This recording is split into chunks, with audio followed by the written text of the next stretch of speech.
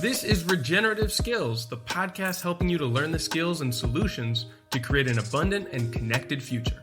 I'm your host, Oliver Gaucher. Are you left wanting more at the end of each episode of this show? Are these short sessions getting you fired up to try new skills for yourself and share the journey with others who are working through the same challenges? Well, the good news is that this podcast is only the beginning. The real action and learning is happening on the Regenerative Skills Discord channel, where you can connect with the whole community to dive deeper into the topics on the show, explore solutions, and share your journey and blooper reel with an active group that can't wait to hear from you.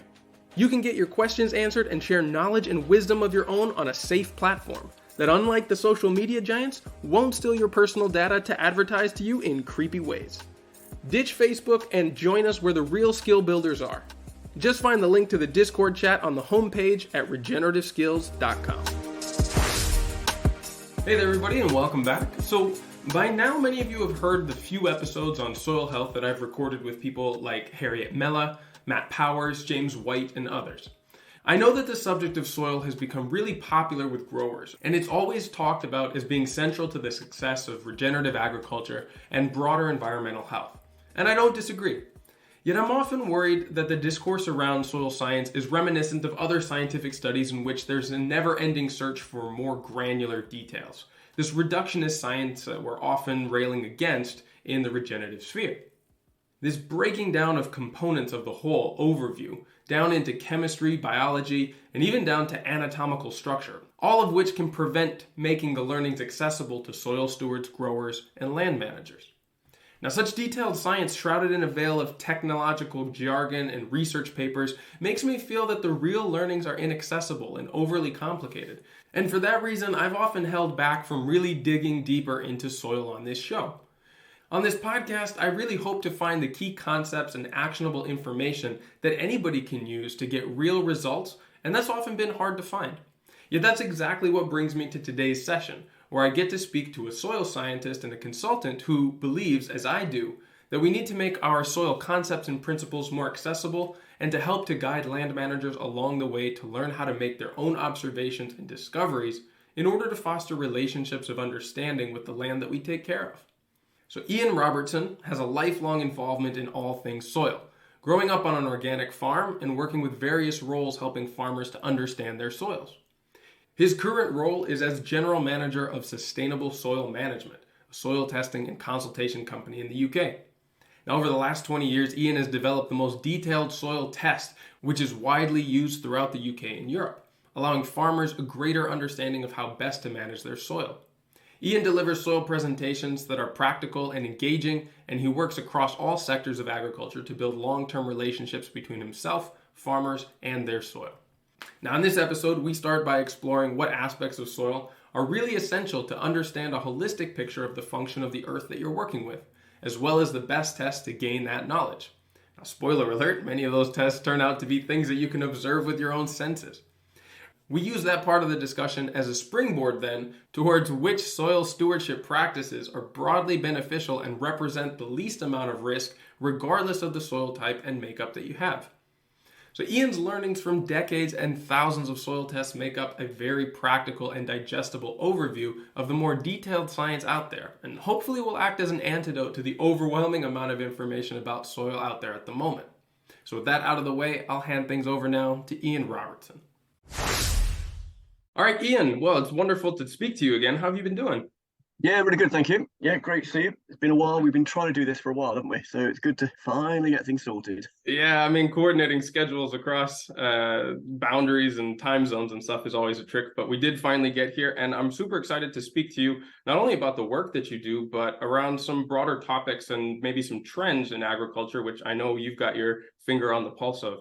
So let's start with the beginning. We went through your introduction when we did that panel discussion with Ben and Ed as well. So let's go more into the company that you manage and how you started to get into soil assessments and agronomical advice, partnering with different organizations in agriculture in the UK. Maybe start there.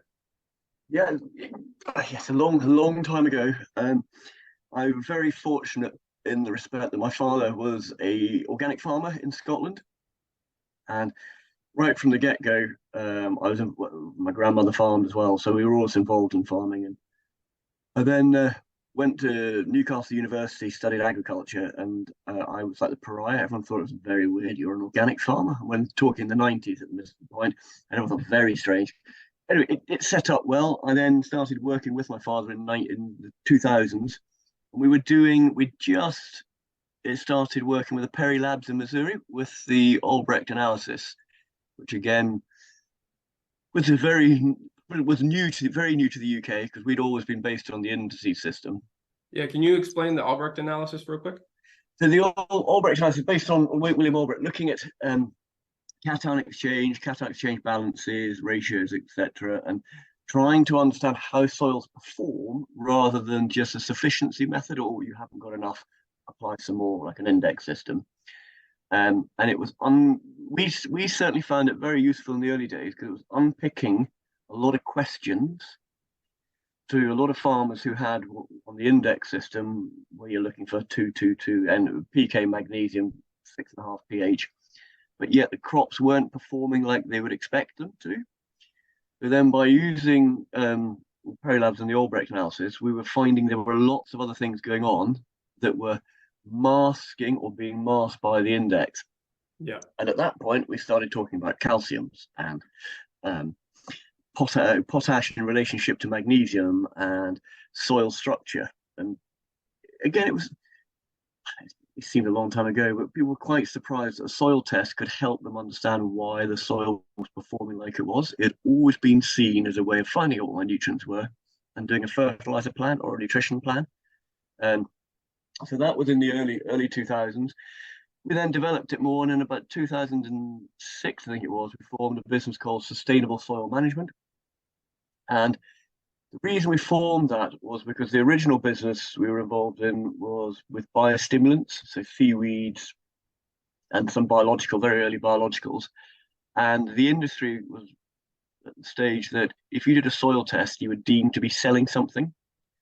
We were doing a soil test and we're charging for our time, but because our parent company was selling biostimulants, everyone thought, oh, you're just doing a soil test to sell stuff. So we formed Sustainable Soil Management. And the real premise behind that was we will just sell you soil tests and time. That's how we're going to make our living. And it was a really interesting couple of years because a lot of people that were working or would be like to work with the concept didn't because of the commerciality. As soon as we formed Sustainable Soil Management, people went, oh, you're independent. Same person, still me with a different hat on, but they were like, yeah, cool, let's start working together. That really enabled the business to grow, which is probably where we started to get the most learning from. Because we kind of knew what we were trying to do with the soil physics, chemistry, and biology, but people weren't doing it. Now people say, right, well, actually, we will do this. We will look at changing cultivation. We will look at rotation. We will look at biologicals. And suddenly you kind of get this sort of epiphany moment when you're doing more than one thing. And things start to work. We are creating systems on farm, and farmers, growers were seeing results over and above what they were doing if they're just changing one thing. Yeah. Which was great. And so when did the biological understanding come into this? I know that this wasn't a big part of agronomical advice for a long time, and you were kind of on the cutting edge of it, at least in the UK. When did that piece start to fit together for you, and how did it influence the way you did your analyses? I think if you go really, again, right back to my first job in 2000, we were talking to farmers about worms and worm extracts on a very simple thing that Rothamsted showed that a worm cast was a lot more richer in nutrients than the surrounding soil. So we used to talk about very simple biology about worms and improving them. It got more exciting again to 2008, 2009, when we started working with a fermenter in the UK, looking at specific strains of, say, nitrogen fixing, phosphate mobilizing. However, we were always rather cautious because what we were seeing is when we were talking about just the biologicals and selling a biological, we were getting a 70% success rate. And that again led us all the way back to soil testing, that we would do an Albrecht analysis, cation exchange analysis, before we would try and sell the farmer any biologicals. because quite a lot of the early stage biologicals in those days weren't very robust. So slightly unfair, but you look at them on a Tuesday and they die. You put them in a tank with a bit of chloride, they die. There are lots of problems with it. So we were Sure. trying to get the system to work better. And that led me originally to do quite a lot of work with a fermenter in the UK called David Ward. And we started out trying to create products that were based on we want them to stay alive. It seemed a little bit backward, but rather than show really good efficacy, we said, well, we want them to be able to be used by the grower, i.e., they need to be able to be sprayed on, they need to be able to be mixed with things, they need to be able to get into the soil. We don't want lots of lab work showing that in soft environments these biologicals work. We want to break it first and show that it stays alive and works. So that that was going on at the same time as we were sort of building soil tests. And it was all realistically, we're trying to offer a complete package. It's not about sales, it's about we want your soils to improve. That again also then led to more composting, and ultimately where we're right up now with things like the Johnson Sioux bioreactors and things. The world has moved a long way. Well, I say it's moved. People have realised that this has been around for a long time, but they're now building into their farming practice. So, with all of these different analysis that you've seen and how your investigation into soil has evolved over time, I would imagine that you have seen some incredible patterns of how management affects biology, or how management affects, the nutrient cycling or the nutrient availability within soils over different types of crops, different types of machinery use. Can you give me an insight into some of the truisms that you've started to find since doing so many different analyses? Management reduces nutrient availability. Okay, elaborate on that. That's a real throwaway comment. No, it's a really good base to start from, right? But it's pretty broad. So tell me what you mean by that. What can I mean by that is that we were finding, again, the journey, an awful lot of what we were doing with management was significantly reducing microbial populations, diverse microbial populations in soils, and in turn was reducing the connection between plant and microbes. Therefore, it was reducing what we call free nutrition available to the plant, and then monetary free, that is. So we weren't having to put it on. So a lot of what I've seen over the years is, we think we're doing the right thing, but actually, it's from a nutritional point of view, it's not helping. So give me an example of these management practices that have been undercutting what they say they're trying to do. Disturbance. Cultivation is a classic one. Yeah, tillage.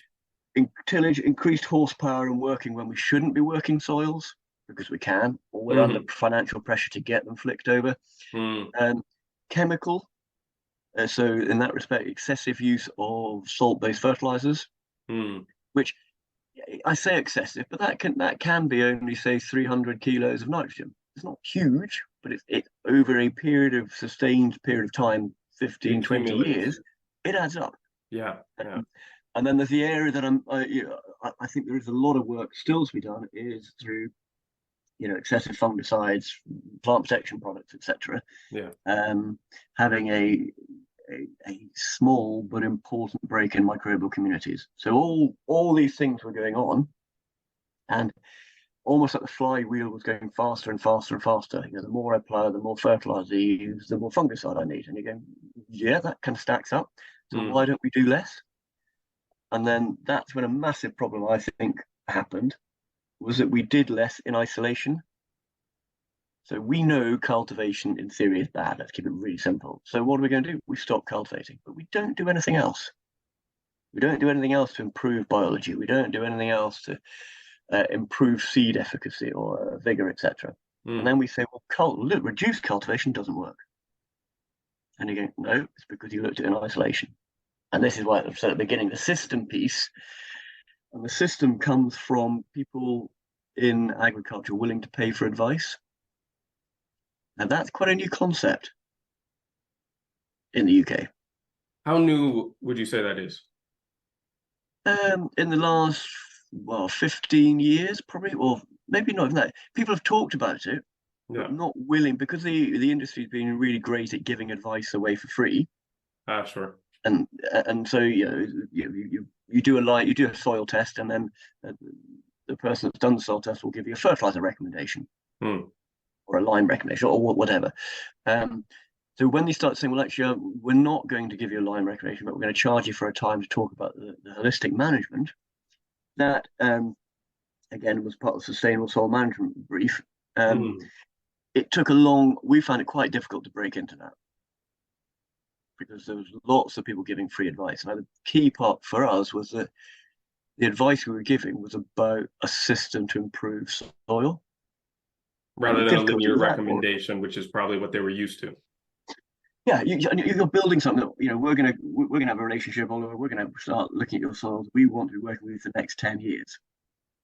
And in agriculture, we tend to be quite short-sighted. We might have a short-term farm business tendency. If you've got 3 years with that land, and at that point they go, well, yeah, I love what you're saying, but I've only got it for 3 years.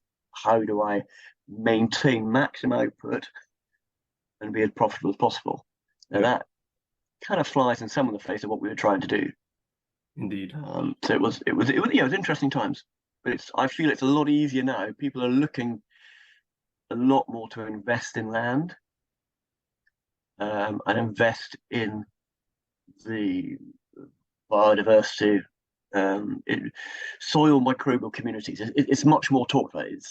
Sure, the public is much more aware of it. Yep. Kiss the ground. All these things are now sort of almost household names. Has made my life an awful lot easier, because it's the push-pull bit, isn't it? Now the public are talking about it, the end users talking about it, the processors talking about it. And we just need to make sure that we don't get lost in measuring things because we want to measure things to take action for management practices. I'm very glad to hear you say that, because this has been one of my apprehensions in diving really deep into the world of soil science. To me, as I have observed it, and I could definitely be wrong here, you can go easily down a rabbit hole into the chemistry and the biology and learn very, very minute, very specific things about soil life and chemical composition, that then you have no idea what to do with that information and actually doesn't translate to action. It just becomes a dog chasing its tail into more information that maybe doesn't end up in any results. I don't know if that's what you've been seeing as well. Maybe it's just the fad of the fact that we're learning so much about soil right now that we didn't know up until very recently.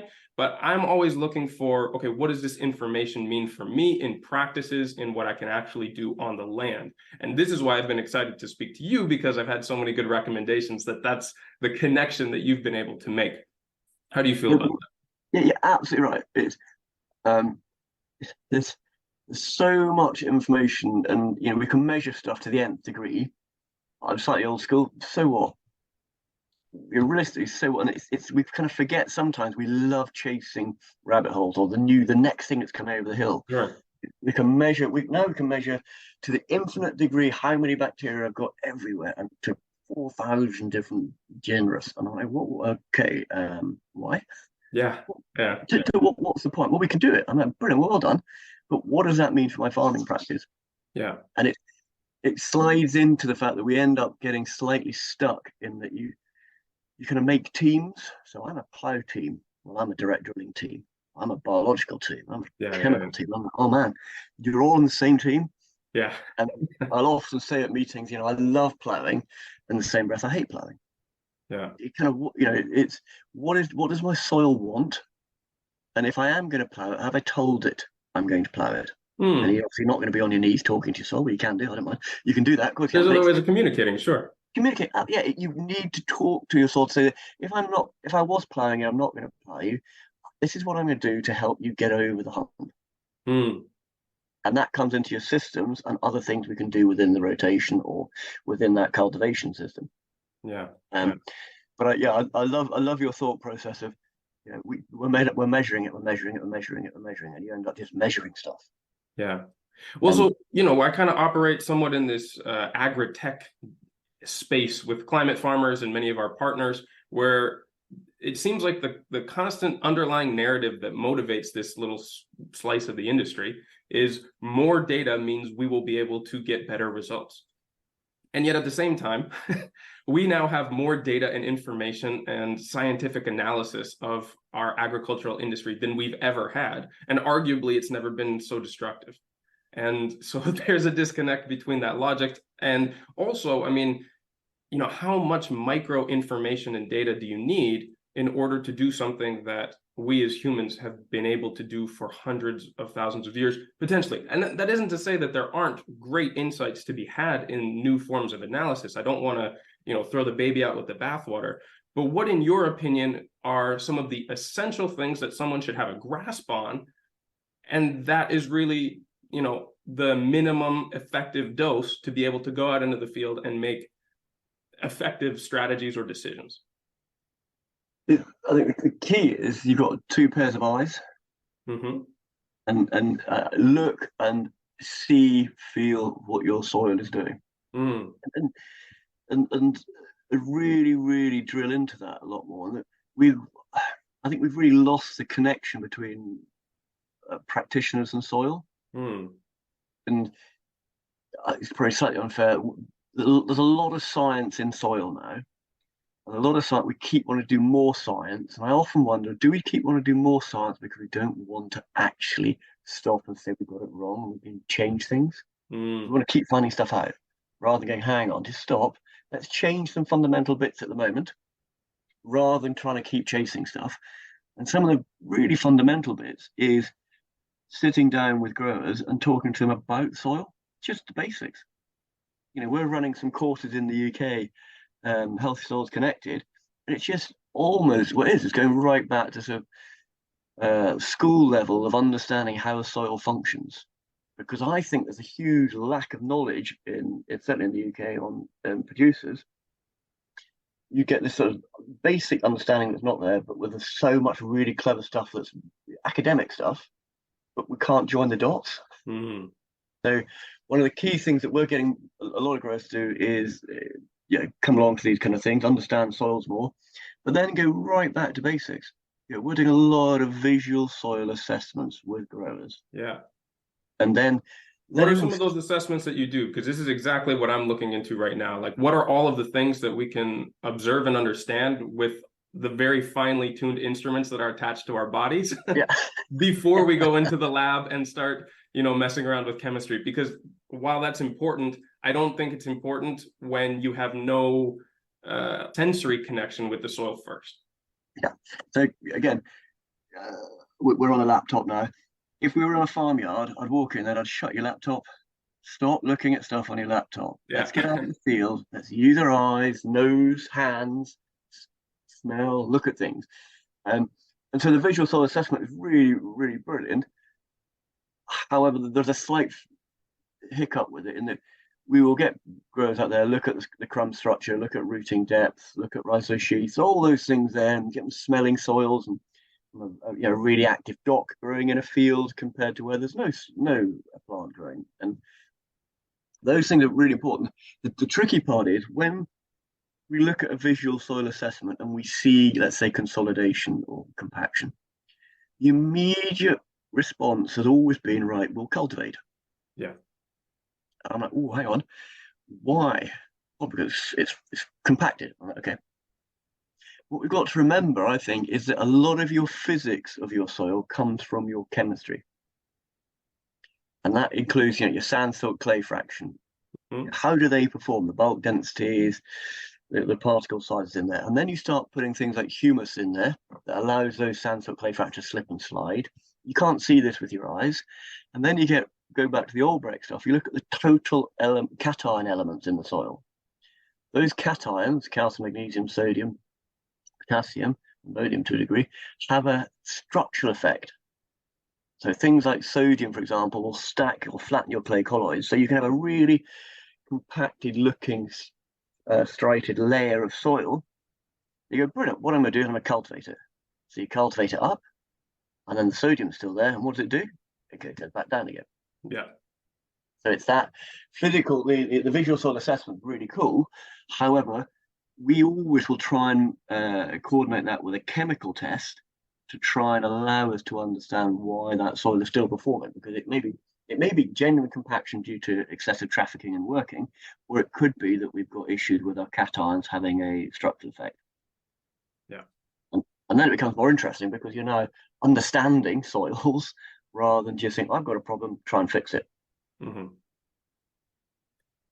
Beyond what we're able to observe with our own senses, where do you think that laboratory analysis really is essential and is really valuable for someone? Let's say they've already done the visual soil assessments, they have a decent understanding of what's growing above, they can, sense some of the basics, compaction, aggregate, we could go through a long list, but beyond that, where does it really become necessary to look deeper, get under a microscope, or do some chemical tests? I think I'd start with a chemical test because there's a lot.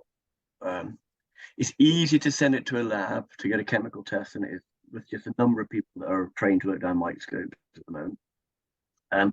So we'd be sending it off, or I'd be asking the grower to send it off to a lab to look at things like pH and the buffer pH. We'd look at the different pools of organic matter, so lost by ignition or long organic matter, dew mass organic matter, and then you do the active carbon, the potassium manganate test to see how much of that organic matter is cycling. That then throws out a C to N ratio. And then the other part that really, I think, really important is your sand silt clay, so you get it textured, which you can do by hand, admittedly. And then we'll then measure the total amount of nutrition that's on those colloids. So that then drives the soil structure, things like the aqua regia extract. Okay. And that is kind of it's a backbone of the gold soil analysis we started in 2000. And it allows us then to look at the visual soil assessment and go, well, yeah, these are issues. Oh, I can see why you've got that. And then it helps you to understand that, well, I need to, let's say I'm short of phosphorus. Well, my pH is 8. I've got excessive calcium on my colloids. Therefore, I've got to think differently about how I'm going to manage phosphorus rather than just apply phosphorus to the soil. And you're giving an understanding of why the soil like it is, but also solutions of how we then want to grow it. So should we use more legumes if they're more acidic root exudates, etc. So the probably pH, buffer pH, the texturing of the soil, the different pools of organic matter, and the total extracted nutrients in the soil to give us an understanding of how that soil structurally sits. Okay. And are there many labs available in different parts, especially of Europe, other than your own, that are able to do this, or do you kind of have an exclusive method that is effective? Yeah, no. I mean, I say most labs. I mean, we get soils coming from all around the world to us, but yeah, the other labs can do it. It's an ISO procedure, so it's available out there. I've always been surprised why not more labs do it. I'm probably doing this podcast going to shoot my business down because everyone's going to do it now. However, I don't know. I think it may be back down to the fact that you can have all these numbers, but it's the skill of the interpretation. Yeah. We're busy writing stuff at the moment to try and make it easier, but there's quite a lot of nuances. You run the numbers, you go to that number, that copies down, you go round and round. It's very difficult getting one's head around interpreting the numbers, and that really comes from experience. Sure. Work with like Ben Taylor Davis, Ed Brown, Andre, Guillaume with Sir France in France. There are people we work with that try and help and train. But if you're not doing them on a regular basis, it can be quite tricky. Sure, this is where the real knowledge and experience comes from. I get that. Now, I want to dive into the effects of some of these management practices that we touched on earlier that have been counterintuitive to what growers say that they want to achieve on their fields, things like tillage, fertilization, and crop management. Can you give me a brief overview about how those are undercutting the overall goals? And then from there, we can go into the management practices that are actually having a positive effect or reversing those trends. Maybe starting with tillage. I mean, there's so much talk right now about going no-till in all kinds of different types of enterprises. Maybe give me an insight from your experience onto what that looks like under the microscope or in analysis. Well, we've seen from a soil that is being used to being tilled, it's used to aerobic conditions. And the first thing that we do, we stop tilling it, and then we see these aerobic conditions go anaerobic, and everything that's in that soil is being, hang on, I'm used to being aerobic, I'm going anaerobic, and you get this kind of constipation, this kind of stuttering stop.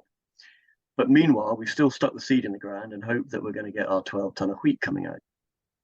And that You completely messed up the biological communities there with no oxygen getting into those layers. Absolutely, yeah, reduction oxygen going in. You may find that because you've had a lot of air in there, you've got to lower the level of organic matter than the soil needs for structural integrity. So quite quickly, it's going hard. And as soon as it starts going hard, we don't get the root penetration, we don't get those sugars, lipids, etc., pushed into that soil structure. And the soil goes, hang on, what are you doing for me? Now, people talk about going a no-till hump, if you like. You go no-till for a bit, you get a yield depression, then eventually it comes back up. I'm slightly old school. I can't afford to do that. If I'm going no-till, I'm going to do other things to try and help. Yeah, of course. So I'll override it. And those kind of things are, can we incorporate more organic matter? Or should we do clever cultivation on our way to no-till? Or are our soils ready? Go back to what I said earlier about speaking to the soils. I am a farmer. I want to go no-till. I mean, right, okay, well, your soil, you've cultivated it excessively for the last 5 years, 10 years. It's a high sand content.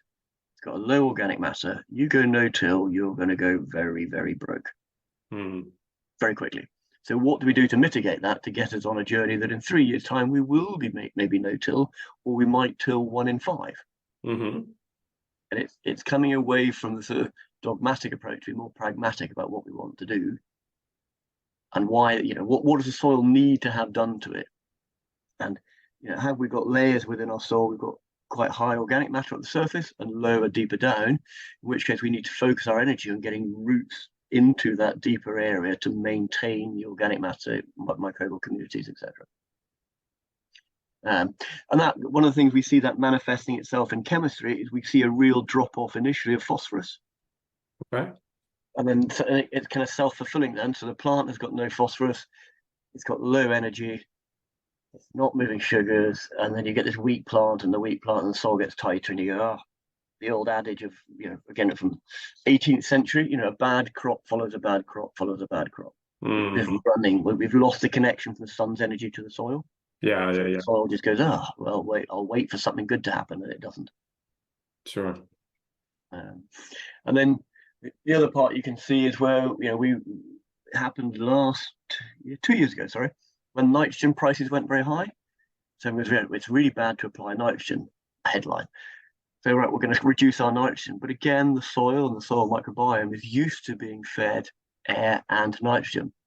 So we stop feeding it air, we stop feeding it nitrogen, and we still expect the same result. Yeah. It's managing change ultimately. Yeah, definitely. Okay, so then going from there to, let's go more with the crop protection methods, right? So what are the effect that they're having, especially on the biological communities of the soil? Talking about maybe the most common one, glyphosate, which is up for renewal right now in Europe. Yep. Yes. It's a very emotive one, this one. Well, there's so many different products too. It's kind of hard to lump them all together. I would imagine they have their own unique effects. Yeah. Yes. And I think NIAB are about to publish something showing that the cultivation is the wrong way around. Active applying fungicides and things like glyphosate to the soil or to the crop is much worse for things like mycorrhizal fungi than cultivation. Historically, everyone's gone on about cultivation being the worst thing you can do for right. Fungi, but actually, seemingly, the chemical disturbance that we're doing is having potentially more of a negative effect. Yeah.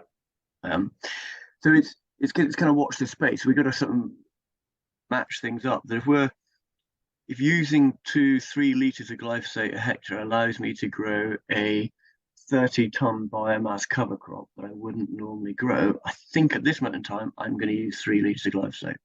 Now, 5-6 years' time, I may be told, well, that's a stupid thing to say, Ian. But at this moment in time, we need, certainly a lot of the growers I work with, we don't have any other destruction method. we haven't got sheep, we haven't got the ability to graze. The infrastructure's not there. It's happening. Don't get me wrong. That's what's going at the moment. But short term, our soils are depleted of organic matter, so I would like to do whatever I can to grow it. Now, if I'm growing a 3-ton biomass of cover crop and then I'm using 3 to glyphosate, well, that's not going to work for me. Yeah, because you're not delivering enough for the negative. So there's a balancing act there again about why am I using it? Can I use things to make it more efficacious? So citric acid, fulvic acid, these type of things. Can I do it in conjunction with some physical disturbance? So could I crimp, then open up, and then things like the black grass are more available. Therefore, you do a lesser amount of herbicide. And I think that's where we kind of sit in that we will try and use the best chemical, or make the use the least amount of chemistry we can, but make it work as best we can for the biggest result on the farm. And this is where that nuance and balancing act, like you keep mentioning, comes in. Yeah.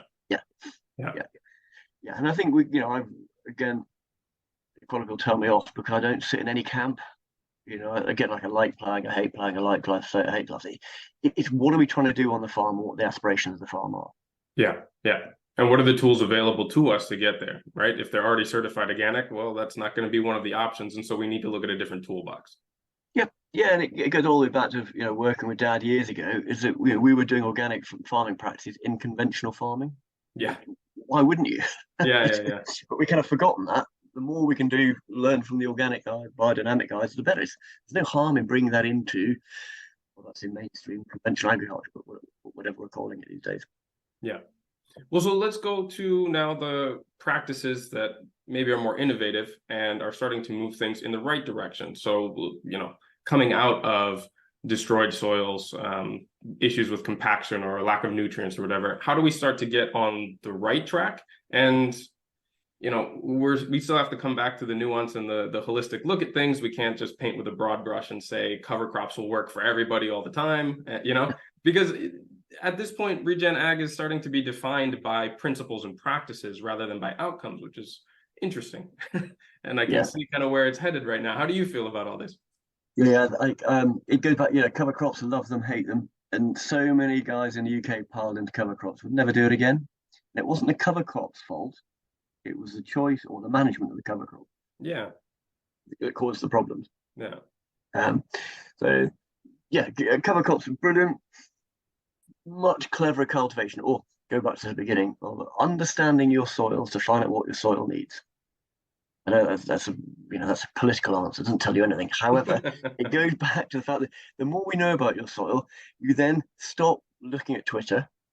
You start reading the magazine. Oh, well, Johnny's doing this down the road, or Jane's doing this down the road. You can watch. I don't really care. Their soil type is totally different to what we're doing. We need to do different things. So it comes back to all the principles of regen agriculture. And the first one is the mindset. And that mindset sometimes is stop looking over the hedge and focus on your own. Yeah. And I know there's an awful lot of information and knowledge transfer out there, but sometimes I can stop. It goes back to a rabbit hole. You get stuck in a rabbit hole of Twitter, or whatever, on and on and on and on, or keep chasing something. You actually stop. Let's look at what we're doing here. What are we going to do? So your point, cover crops, brilliant. Companion cropping, clever cultivations. What can we do to improve the microbial diversity?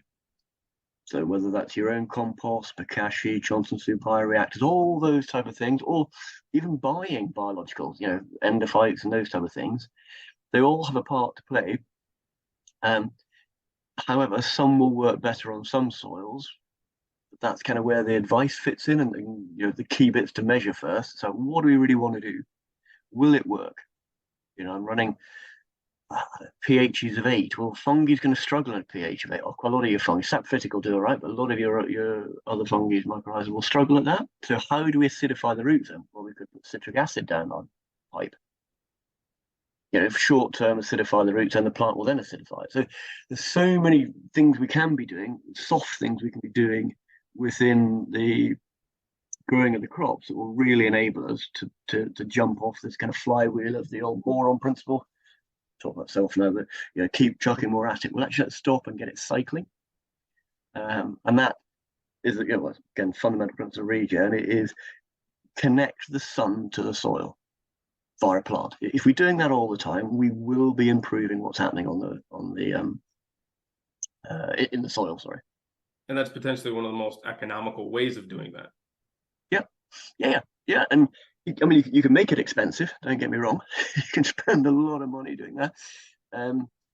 However, there's within the rotation. How many different species can we bring in? How long in a rotation can we have that sun connected to the soil? Whether that's relay cropping, bi-cropping, putting herbal lays in for 2 or 3 years and bring livestock onto the farm. I love that idea. However, a lot of the UK we're not set up for it. So the livestock we talk about is the underground stuff, the worms, the protozoas, the psyllids, the amoebas, all those things. That's what they're the livestock we should be farming. Gotcha. And are there any practices that you do feel confident that you could broadly recommend without having to know too much information? Are there things that simply just don't go too wrong, that there's much risk in applying them? No, yes, very simply. So one of the biggest, easiest things to do is sort of rhizosphere phosphate, treating the rhizosphere. So I'm a big fan of using on a sort of conversion. We use a little bit of things like DAP. I know some people don't like that, but we use DAP, diammonium phosphate. Oh yeah. And we're using that because a lot of places we're drilling late. So we're drilling a wheat crop into cold soil conditions, expecting it to grow. So we give it we're going to give it about 2 kilos of nitrogen and 12 kilos of phosphorus per hectare. And he goes, there you go, that'll just help you. At that point, it goes, thank you very much. It gets its solar panel up and it starts working. Yeah. So where we're drilling late, we do things like that. If we're drilling into sort of warmish soils, then we would, again, I don't think any reason why anyone shouldn't be doing this. We'd be putting a biological inoculant, compost tea, Johnson Sue extract down into the rhizosphere again. Place it with the seed or as close as it is possible. You really can't go wrong with these ones. Sorry? You really can't go wrong with these ones. No, it's not that. I generally can't see why you would go wrong with that. And then the other part that are doing come out of soil is we're doing more sap testing, or have been doing for a number of years now. And then if we're missing stuff, foliar feed to make the plant enable itself to be a stronger, healthier plant, more photosynthesis, more energy pushed back down into the soil. And they're probably the 2 things I would do regardless. You've got all your other stuff, obviously, applying manures as and when, but actually if I'm out here now and I'm drilling wheat, they're the kind of things really focus on the rhizosphere and get as many and as strong microbial connection with that root, the rhizophagy cycle, etc., starting as well as we can. If it's too cold, then cheat. Put a bit of ammonium phosphate down the spout, enable the plant to get over it. And sometimes I think people get too hung up on the fact that ammonium phosphate will stop the rhizophagy cycle. But I've seen loads of pictures with massive rhizosheaths when we put a small amount of DAP, diammonium phosphate, down the spout. So any interruption is at least minimal. Yeah, it's the worst of 2 evils, isn't it? A small amount. I shouldn't be drilling late, but I need to drill late because I need to get my crop in the ground. Yeah. So I can't be perfect. Agriculture is not a perfect thing. No, sure. And you're dealing with so many variables all the time. Yeah. You need to have, all the options available to you. I get that. Do you see anything that is coming out in the industry, either on the analytics side or in the products or practice side, that you're excited about, that you think holds a lot of promise at this point? No. No. There's nothing really new, huh? Yes. Well, I think what I'd really new stuff coming on board is are there with the CRISPR, are we going to get different genes into different plants? No. Again, it's a quite interesting area. I think that can help. Plant breeders are really now talking about not yield, about root architecture suddenly. Again, really exciting, because we're now thinking about that foundation stage. Again, apologies, I'm talking about wheat quite a lot here. That foundation stage of wheat, get those roots really established to allow the plant to then do be more water resilient. Sure. So that's exciting. Analysis wise, I think I go back to what I said earlier, that there's an awful lot of new analysis coming out because we can. And I think an awful lot of agriculture still hasn't got the basics right with the basic tools we've got. Yeah. Yeah. So I'm very nervous of seeing more and more analysis, and everyone's chasing at the fifth floor, and we haven't Sure. even got above the first floor yet. Yeah. No, I really agree with that. I mean, not knowing so much of the details of agriculture, I see the same thing repeated in so many other aspects, even outside of agriculture in general. Like, we're trying to polish the silver when the food isn't cooked yet, Yep. It's just jumping steps so much, yeah. And so in going back to fundamentals, what advice would you give to growers to cultivate or to think about in their management strategy, let's say for the next season, as we're starting to wind down on this one and go into next year? What should they be paying attention to, or maybe build an understanding of, in order to achieve their goals, if however broad that might be? I think I would look at going. If I was farming now, we're pretty much shut shop because it's so wet here. Mm-hmm. I would go and say, right, I'm going to go and do a course on soil management, understand some basic soils, and also understand how a plant utilizes nutrients. I think the really basic part is that we get a plant with a microbial association in the soil with a deep root. We then apply the nutrition that's best suited for that soil type, whether it's phosphorus, potassium. There's a lot that, just because it says NPK on it, or magnesium or sulfur, doesn't mean it's going to work consistently on every soil type. Yeah, of course. So they're the kind of learnings that I think I would be asking growers to do, because you either own the land or you're in a farm business tendency for 5-10 years. So the more you know about that, everything you buy will be more effective. And a phrase I use a lot at a lot of the meetings I do, part of my role is to enable farmers to become educated purchasers. So you need stuff, but don't be sold it.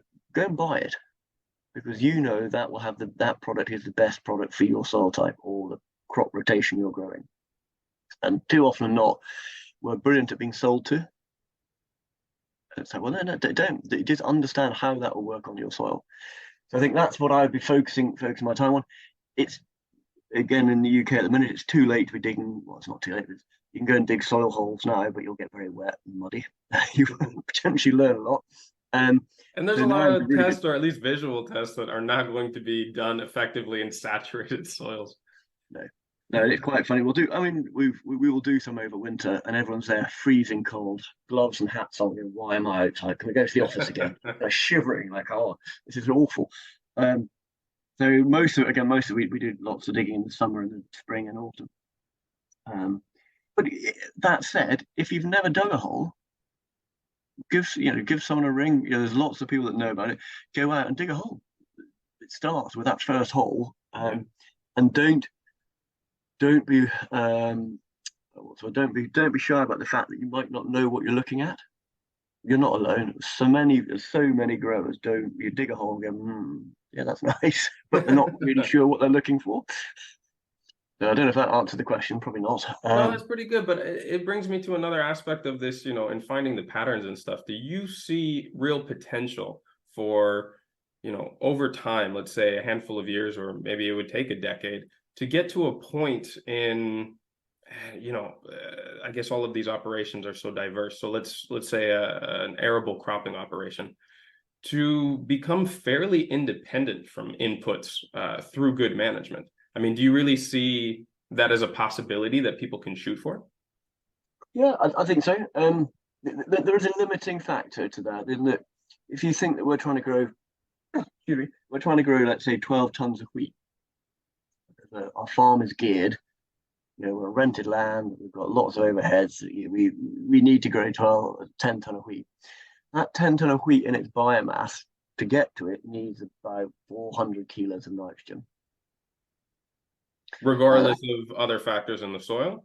Yeah. So if you take the physical biomass of the stem, the leaves, etc., it's not all going off in the crop. but it needs that architecture to grow that yield. Now, really good biologically active soils at this moment in time, can deliver maybe 200, maybe 250. Hmm. So there's still an element that we will be using. 150 kilos of applied nitrogen to get 10 tons of wheat is a really good place to be. Yeah. And we can probably bring that down. I don't see, with the way a lot of farms are geared, that we can get to affording just to grow 8 tons. Yeah. With hoping we get to 8 tons, because there's the on cost, the finances are such that we need those extra tons. Now, in an ideal world, there are schemes like wild farms, where you're being paid more for your grain by using no pesticides, only 80 kilos of nitrogen, and that break even's around about 4 to 6 tons.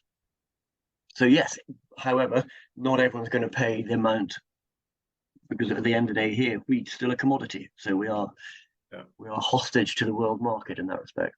Yeah, that's the thing, is there's so many other factors beyond just the weather and the fertility of the soil going into making a farm business viable or not, right? So the prices you're going to get and how much the inputs that you're reliant on are going to cost. Yeah, and that's where the old-fashioned mixed farm, brilliant. You spread your risk, and if your corn gets full of weeds, you whole crop it, wrap it, and feed it to your animals.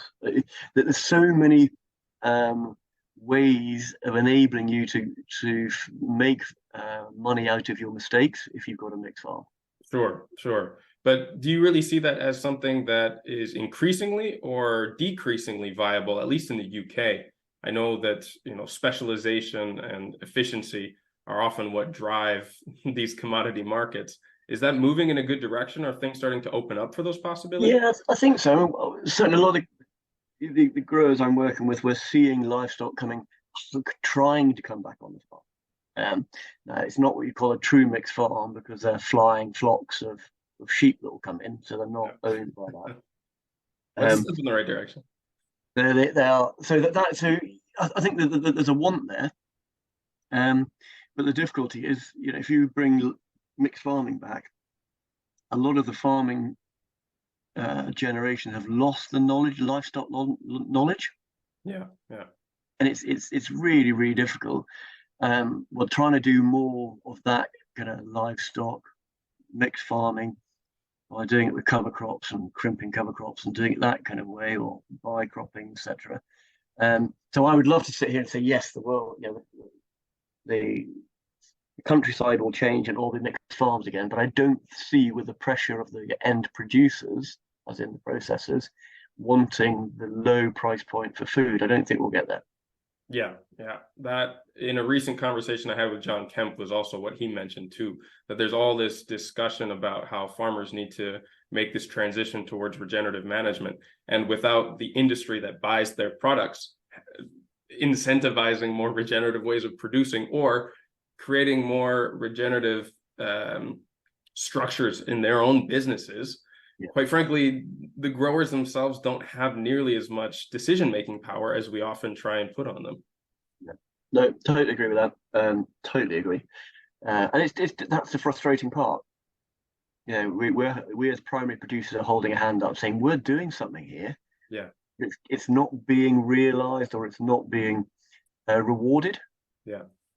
And that's, ultimately, I think, what we've done with some of the high value lettuces and things, we're still being paid the same price for them. Yeah. We know we've grown them in a much more sustainable way. Yeah. Have you started to go into research about nutrient density as it corresponds with fertility of soil, health of soil, function of soil, however we want to articulate that? Is that something that you're interested in at this point? Yeah, massive. We did again, 15 years ago, we were doing quite a lot of work with cabbage. Okay. And nutrient density, and we got some pretty good results. We were changing the nutritional process, we were changing the fertilizer program, cultivations. We were putting biology into the blocks. I don't know if with the cabbage, you transplant them in blocks on hills. Mm-hmm. And we were seeing really interesting numbers increasing in calcium and iron. Okay. This got quite excited. A few people were quite excited by this, and then we started talking to the retailers And the retailer said, yeah, I love this. Can you guarantee for the whole year that you can do this? Ah, And we because went, they still want oh, consistency and uniformity. yeah. And we said, well, hang on, I don't know. I'm not sure we can, because you're now pitching us that for every cabbage we produce on this farm, that it's got to have an X higher level of calcium and iron than the average. And we said, it's a biological system. No, we can't. Yeah, yeah, yeah. And it was a real difficulty. There's we're now doing quite a lot more of this in cereals. Mm-hmm. We're looking, and we're seeing a trend. It's early days. The problem I have is that as soon as we start processing it, because cereal tends to get highly processed before it gets to the Yeah, human. exactly. Yeah, are we You kidding might have ourselves that lost we're all doing that any good? benefit in the process anyway. Yeah, well, that's kind of, but it goes back to your about the processing and need to regen that part, because Yeah, yeah, we need to stop ultra processing the great food that we produce, because every time you do that, you're denaturing stuff. yeah. So we can be really clever and do really good stuff, and then it still turns out as a piece of cardboard at the Yeah, end of the yeah, yeah, yeah. It's really interesting. There's, but it's in we're seeing it more on certainly on livestock producers. That's mm-hmm. really important, because every bit of forage they produce on a farm is about nutrient density. It's not about just green watery grass or um, Right. high starch. So that's where we are seeing some improvements. And I mean, so that's not something that we went into much as an example on what we've talked about until now, but the livestock aspect of this and the health of pastures, the diversity of forage, their ability to self-medicate through diverse plants out on the land can definitely have a direct effect on the quality of the meat, how the reproductive health of those animals develops over time, how they put on weight, all of these other things that are looked at in the production there. Do you have any insights from your connection with soil to end product for livestock producers? Anything that you can say kind of? Only in the respect that, yes, where we're working with the soils with livestock producers, we take the same principles, diversity, soil diversity, microbial diversity, etc. We are seeing improvements in animal health. We're seeing, I think this is quite a while ago, we did some work with milk. Yeah. We looked at the nutritional content of milk, and we were improving the nutritional content of milk. Mm-hmm. It's obvious. You feed an animal more diverse species with different mineral profiles, you have a different mineral profile in your meat, your milk, and your livestock. And that's it's a really simple thing that, again, human health, we should all turn ourselves into grazing animals. Mm-hmm. Ultimately, not, I mean, obviously we need to eat some meat, but it's about the fact that the animal, we know we can do it to an animal, but as soon as we start processing food, we break that to the human. Yeah. Our animals are really good. The cow, the sheep that we're feeding, they eat that grass, that herbal lay, that bit of hedge, or whatever. I mean, you can see the results, but seemingly we can't make that connection between human food and That's the thing, right? Bizarre. There's so many disconnects along this whole chain. Oh, to start at the very beginning is important, but I mean, it takes us back to what we were kind of railing on at the beginning. You can micro analyze all of these things and miss the broad patterns or the implementation at some point, and all of that detailed learning is not very useful. Yeah, agreed. Absolutely. Absolutely. Well, look, on that note, let's maybe wrap this one up. I think we have a lot to explore in further ones. I really like the idea that we spoke about before starting this recording about maybe getting a few heads together, looking at some soil analysis, maybe from my farm or some of our clients here, and really breaking it down, seeing what a consultation with a group of people like this would look like, if there is conflicting information or advice, or really just see what comes out of it. I would love to pursue that in the future. Before you go, can you tell our listeners where they can find connection to your company, how they can get in touch with you and learn more? Yeah, they want to. The easiest thing is my email is ian@soiladvice.com. That's probably the easiest thing. Drop an email, or the website is soiladvice I should know that off the top of my head. Sure Don't worry, I'll put the link in the show notes. Yeah, as you know, I'm not very commercial, and I'm not very good like that. But again, yeah, we're here. We're active in the whole of the UK. We're active in Europe. And then, as you know, I work very closely with Ed Brown, Functions Ecology, and Ben Taylor Davis at Regen Ben. So we're here trying to deliver a service for everyone to talk about improving things, really. The Three Musketeers of UK Regen Ag. Oh man, don't call us that. I'm going to start to label that. We'll lump you guys in. I'm sure we'll have to get another panel. That was such a fun time last time. I love your idea of getting some soil tests in, a couple of different ones, and getting a group of people, and we're going to record a panel discussion. Well, let's see how that goes, because it was difficult enough to coordinate our schedules with one. Let's try to do that with three. Yeah, that's a very good point. Talk about this maybe in a year from now. No, I think we can make it happen. I'll definitely open that discussion, and we'll see if we can get it rolling. Yeah, that'd be brilliant. Well, again, thanks so much for all of your insights. I really learned a lot, especially from taking a step back and looking at this from someone who has so many years of experience and has looked at so many different soil types from so many different growers. I think that is increasingly the antidote for this siloed micro specialty rabbit hole that we were kind of getting on the case of in the beginning. It's really valuable to be able to step back, look at this from a pattern perspective, and understand whether we're moving in the right direction in general or not, maybe not just in one individual spot. So again, thank you for that. That's a pleasure. Brilliant. We'll keep up the good work. Good stuff. Cheers. Thanks once again to Ian. I've included the links to his company's website and his contact in the show notes for this episode on the website at regenerativeskills.com. Now, before we wrap this up, just remember that these episodes are only the beginning of the learning resources, design and coaching services, in-person courses, and interactive community that are available through Regenerative Skills. The Discord server is our free community where you can connect with other like-minded listeners, exchange ideas, stories, tips, and resources, as well as interact with me directly and quite a few former guests from this show.